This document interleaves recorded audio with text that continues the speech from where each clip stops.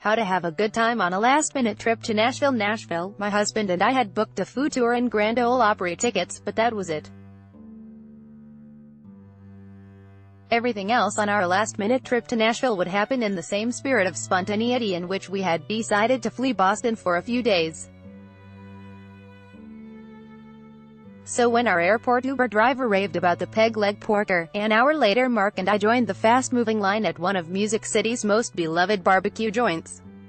After grabbing our tray at the counter and jockeying for a table in the no-frills dining room, we dove into our Memphis-style dry rub ribs, barely speaking over the din, but occasionally grinning at each other through the thin, sweet haze of smoke. Advertisement. That's how it would go for the next 2 days. Without an agenda beyond having some southern fun in February, we welcomed whatever food and musical wonders came our way in Nashville. As it turns out, there would be plenty. Ad choice advertising and red invented by Teeds in Opryland that night. We didn't know what to expect from a performance of the iconic radio show that had been running for more than 90 years, and can still be heard at Opry.com. We did know that every country music star worthy of their Stetson has performed on one of its celebrated stages over the years. Our Saturday evening show featured 8 artists, including legends like the Gatlin Brothers and Ricky Skaggs, along with more recently minted stars. But when 77-year-old Jeannie Seely strutted to center stage and sang a restrained but powerful ode to Billy Joe, those of us who know the 1967 Bobby Gentry hit from our childhoods could feel country music's storied history in that one voice, time-tested and husky, filling the hallowed hall.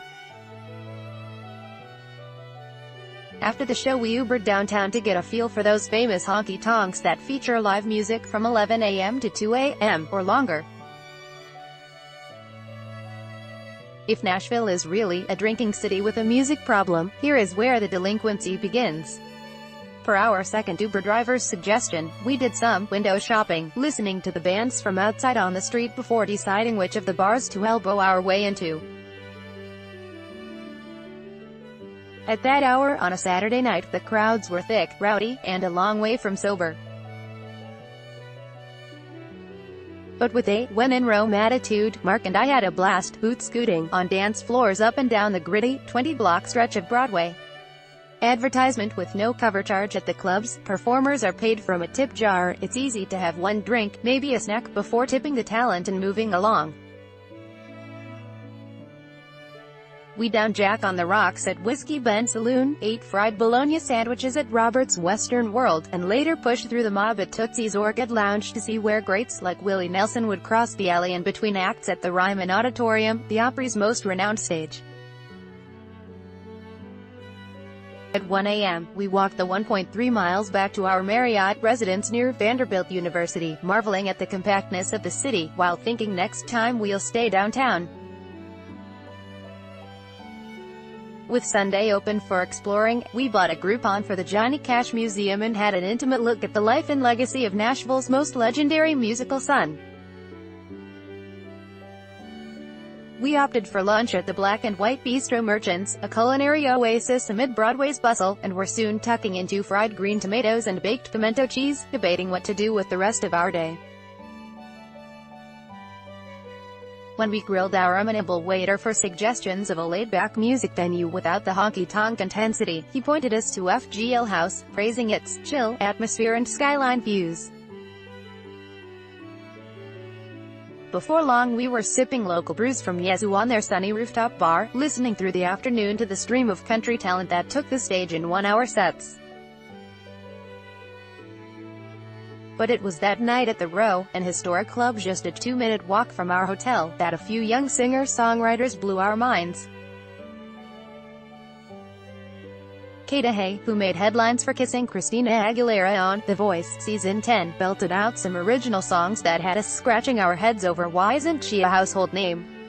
With the answer perhaps being that the talent level in the Music City is practically stratospheric. You hear live music everywhere, and most of it is really good, if not great. Advertisement. The following day, our food tour with Nashville Eats cookbook author Jennifer Justus meant we were finally going to taste the city's most celebrated dish, hot chicken.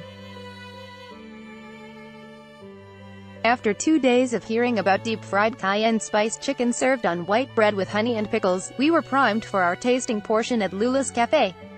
I can't possibly explain how insanely delicious it is. Heat plus sweet plus crispy fried meat. But here's what I can tell you, even after eating the world's fluffiest Parmesan biscuits at Kitchen Notes, beef short rib tacos at Bakersfield, whole hog pulled pork at Martin's Bar BK joint, and a dessert of Goo Goo clusters, imagine your favorite candy bar on steroids. Mark and I began plotting how to squeeze in one more meal of hot chicken before leaving town that evening. Our plan required that we shed some calories on a vigorous walk across the John Siegenthaler pedestrian bridge, followed by a whirlwind visit to the Country Music Hall of Fame and Museum. Even if you don't love, or even like, country music, go to see those bedazzled costumes in Elvis's gold Cadillac with its 24-karat trim. The hee-haw set mini pearl anyone kicked me into sentimental gear, as I remembered watching the weekly country music TV program with my grandma. By late afternoon we finally felt we'd earned some more hot chicken and ordered online at Hattie B's to avoid the wait that someone, I can't remember who, warned us would be long. After savoring that last memorable Nashville meal and still making our flight, I was really glad we listened to that person and, for that matter, everyone else. By Taboola sponsored links, promoted links. You may like these Straits Times floating body found at Punggol Reservoir. The Straits Times Undo. Enjoy compare best credit cards in Singapore, compare today. Enjoy compare Undo Vikings, free online game if you're over 30 and own a computer. This game is a must-have. Vikings, free online game. Undo the new paper Singaporean cyclist killed in Thailand. The new paper Undo Throne, free online game. Play this for 2 minutes and see why everyone is addicted. Throne, free online game. Undo fashionable, sexiest camo wedding dresses fantasy according to Mana fashionable Undo.